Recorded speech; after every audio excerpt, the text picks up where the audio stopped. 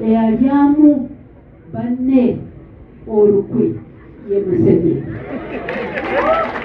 Era kamubiri okusooka bwe twali mu nsiko yawandiika 10-point program.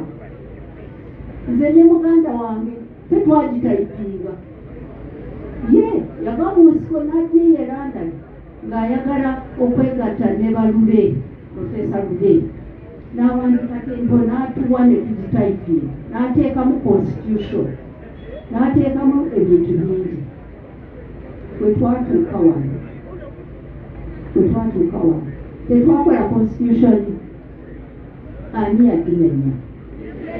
Okwo si kulyamu ensi olukwe, ensi yagiryamu olukwe, n'akyusa constitution ey'abantu. Tetwagikola abantu, n'agikyusa yalyamu ensi olukwe, yalyamu banne olukwe. Bonna balwana, abantu bonna bamutya. So ye ali yekka tamanyi kigenda mu maaso, ali awo ali isolated. Ekyokubiri, he is paranoid. Oba ekyo kigambo ekyanalukoola. Alina kati nti akasumbuwira.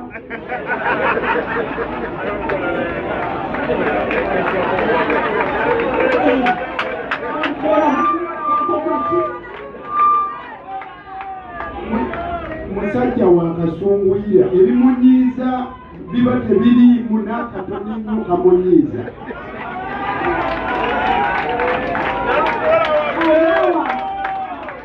Alina n'akatengo.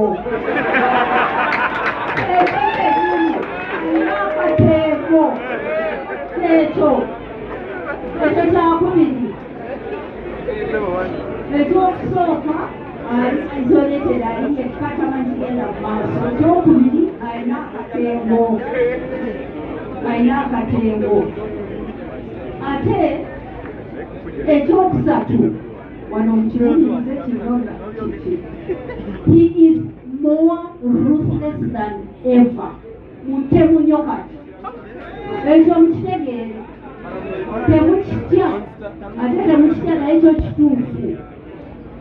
Edda nabasanga eyo mu nsiko, oyo General ng'ali mu nsiko ne Museveni ne Kano Besigye. Naye edda ng'akyatyamu katono. Naye kati ali desperate, ali ruthless. Atta nava wano nga atusiba ng'atugenda mukomera kansolo kwange agendayo n'ateekayo empapula ne batugjayo bansiba nange. Naye nga tanasiba bantu myaka 5-6 nga babula. Kakati watuuse ali ruthless. So nze mbabulidde ebyange, sijja kutya nawe temutya. Newankubadde nti ali ruthless, abavubuka mutuyambe abavubuka n'omukulembera tugende mu maaso, naffe weetuli tujja mujjawo. Ate bw'aba agaanye ajja kugenda bubi, gaba mugabe tajja kugenda bulungi. Kansembeyo na kino,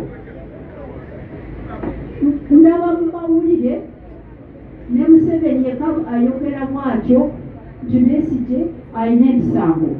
Tebagitugamba bulungi, bateekayo ekipapula mu kooti masho nti Besigye alina omusango gw'okulyamu ensi olukwe. Kankabulire Besigye ekyo takikola. Where you are and you will fight. You know, I heard people saying that we should pray, and I pray also. Yes, I have. We pray. But I had someone here praying that praise Katonda, Chusa Museveni, Aberewa Chisa. I don't pray like that. He's not going to change. Tachuka. He is who he is. Let me tell you who he is. Tajja kukyuka. We will push him out. That's all. Let me tell you one story about him. And I am going to keep telling you more. But let me tell you this one, to know the man we are dealing with. Omutegeere. The time of Obote 2, aba DP nga batubonyaabonya, waliwo ba UPC nga bayita ba UC, nga batusiba, batukuba, like they are doing now. One day, we were at home,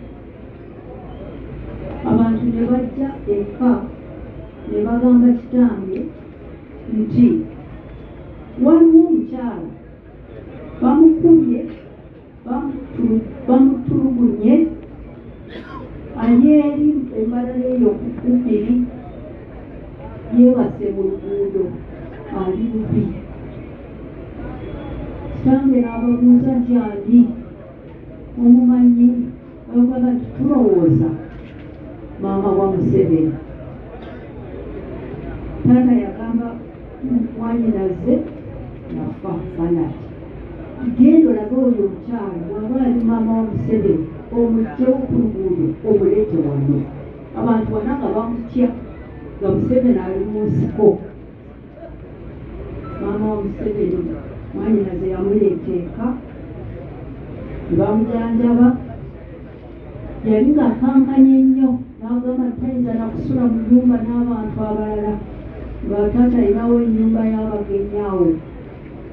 N'amuteekamu bulijjo bamuleetera emmere bamulabirira bw'alwala taata mutwala muto emyaka egi 2.5. Olutalo bwe bwaggwa bwe twatuuka ebbala mu lutalo awo General Sale bwe yajja eka n'asiima kitange n'atwala maama we emyaka 2.5.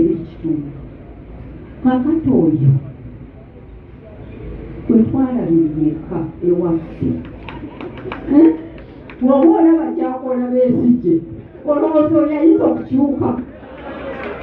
Si muntu, talina muntu, talumirwa bantu balala. Ye bamulumirira ekimukwatako naye ye talina kisa, talina mwoyo gwa ddiini ali awo. So nze kambabuli temumutya, tujja musindika aveewo, ajja kugenda, ateeka okugenda. We don't have to fear him. He's not a decent human being. He does not respect anybody. Kambawemu akagambo kamu naye ka luzungu sikamanyi mu Luganda. He's a narcissist. Narcissist. Oyo omuntu yeerowooza ko yekka, talumirwa balala, ayagala nnyo pawa yonna.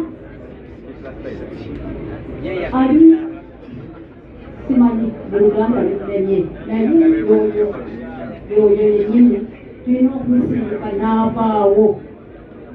Don't be afraid, don't be afraid.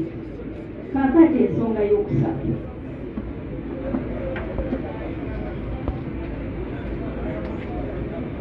Justice, kansookere ku truth, amazima